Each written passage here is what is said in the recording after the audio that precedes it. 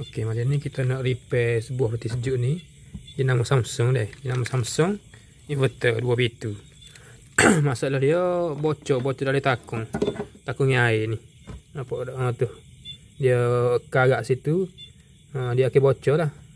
Lama-lama tu. Sebab dia paip ni dia paip panas.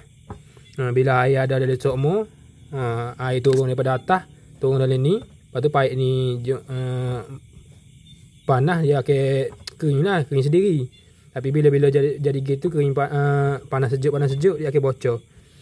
Jadinya kepada siapa-siapa ada peti tu, lebih 5 tahun tu, rajin-rajin lah cek deh. Takut jadi gini kak, kos dia tidak murah lah, mahal lah kos dia nak buat. Kalau awal-awal kita nampak dah macam karak-karak tu, kita ni lah, panggil teknisian kau suruh buat lalu. Kos dia tidak mahal mana lah.